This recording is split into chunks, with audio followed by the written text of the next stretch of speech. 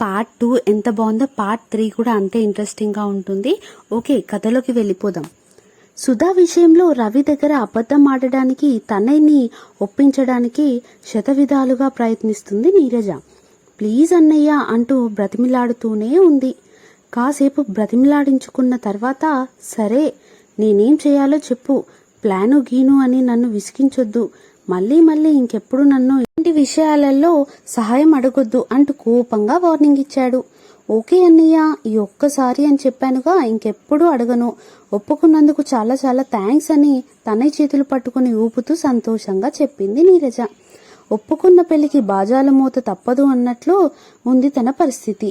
ఏదోలా ఈ పని పూర్తి చేసి చెల్లెలు గోల తీర్చుకోవాలని నిర్ణయించుకున్నాడు. నీరజ చెప్పినట్లుగా కాలేజీలో అడుగుపెట్టి కాలేజీ స్టూడెంట్లా ఆమె చెప్పిన సమయానికి కాలేజీ గ్రౌండ్లో ప్రత్యక్షమై దూరం నుండి రవి రావడం గమనించి తనయ్య అప్పటికి సిద్ధంగా ఉన్న సుధా దగ్గరికి చేరి కబుర్లు చెప్పడం మొదలుపెట్టాడు. రవి బాగా దగ్గరికి వచ్చేసరికి అప్పటి వరకు ఏమీ పట్టనట్టుగా ఉన్న సుధా రవి ముఖం చూస్తేనే కలవరపాటు చెందినట్లయి భయంతో తొందరపాటుతో తనయ్య చెయ్యి అందుకొని కబుర్లు చెప్పడం మొదలుపెట్టింది.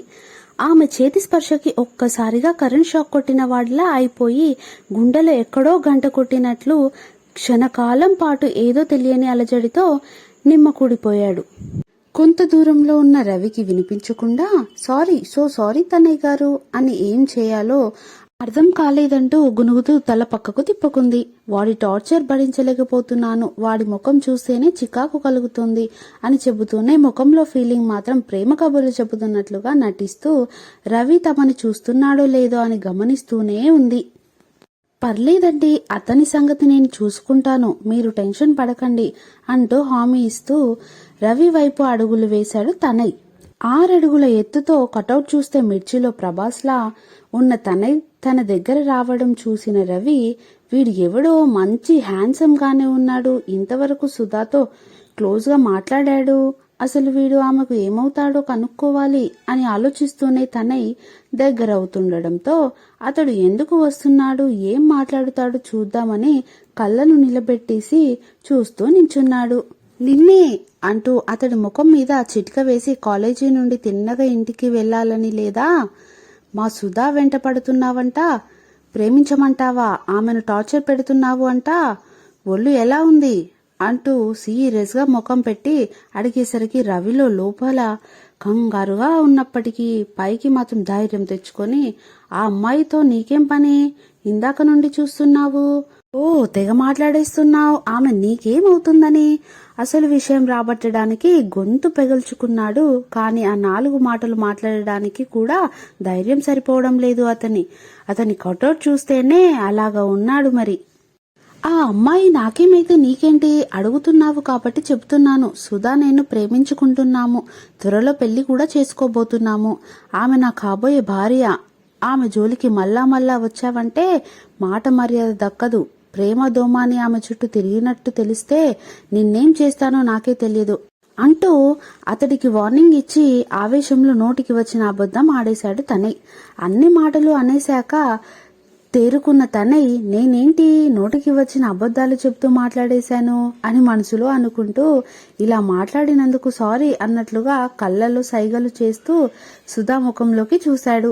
ఆమె కూడా పర్వాలేదు అన్నట్లు కనుసైగతోనే అంటూ తలదించుకుంటుంది.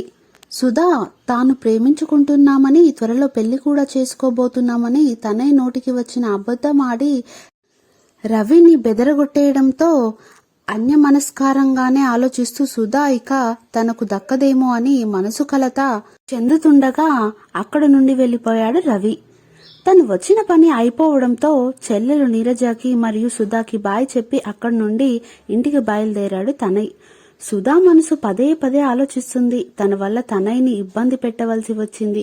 అసలు తన గురించి ఏమనుకుంటాడో ఏమో, పెద్దగా పరిచయం లేదు. ఆ కోసం చెల్లెలి మాటకు విలువిచ్చి సహాయం చేయడానికి వచ్చాడు. ఏ విధంగా చూసినా ఆలోచించినా తనయ్య చాలా మంచివాడు అని అర్థమవుతుంది. ఏమిటే అంత పరధ్యానంగా ఆలోచిస్తున్నావు, నేను ఇక్కడే ఉన్నాను కదా, అయినా నన్ను పట్టించుకోకుండా తమరు ఏదో ఆలోచిస్తున్నారు, ఏమిటి విషయం అంటూ భుజాలు తొడుతూ మాట్లాడసాగింది నీరజ. ఆ ఆలోచించడానికి ఏముందే, నీ కళ్ళ ముందు జరిగిన సంఘటనల గురించే. కొత్తగా నేను ఆలోచించేదేముంది? మీ అన్నయ్య గురించి నేను భయపడినంతగా ఏమీ లేదు.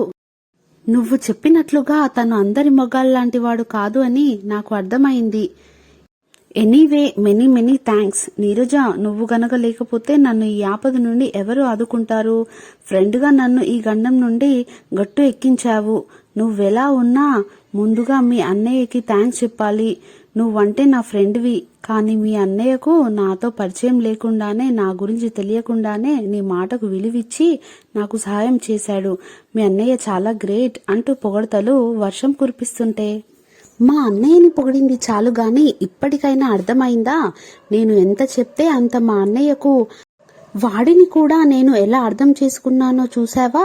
వాడు అమ్మాయిలతో మసులుకునే విధానం అలాగే ఉంటుంది. వాడు లిమిట్స్ దాటడు, వాడి హద్దుల్లో వాడుంటాడు. అందుకే అంత ధైర్యంగా నీకు మాటిచ్చాను. మా అన్నయ్య ఆడవాళ్లకు కూడా బాగా విలువ గౌరవం ఇస్తాడు. మా అన్నయ్యను ఏ అమ్మాయి పెళ్లి చేసుకుంటుందో గాని నాకు వదినగా వచ్చి ఆ అమ్మాయి చాలా అదృష్టవంతురాలు. తనే నీ పొగడతలతో ముంచెత్తుతూ మురిసిపోతుంది. ఇప్పుడే కదమ్మా మీ అన్నయ్య గురించి నేను చెబుతుంటే పొగడతలు కురిపించకు అన్నావు. అంతలోనే నువ్వు మాత్రం మీ అన్నయ్యను వెనకొచ్చేస్తున్నావు కదా, పొగడతలతో వర్షం కురిపిస్తున్నావు కదా, భలే దానివే అని నవ్వుతూ చిలిపిగా ఆమె బుగ్గగిచ్చింది.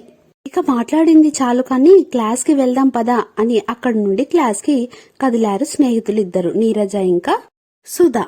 తర్వాత భాగం ఏమై ఉంటుందో నెక్స్ట్ పార్ట్ లో చూద్దాం. ఓకేనా? ఈ కథ కానీ మీకు నచ్చినట్టయితే please share, like and subscribe.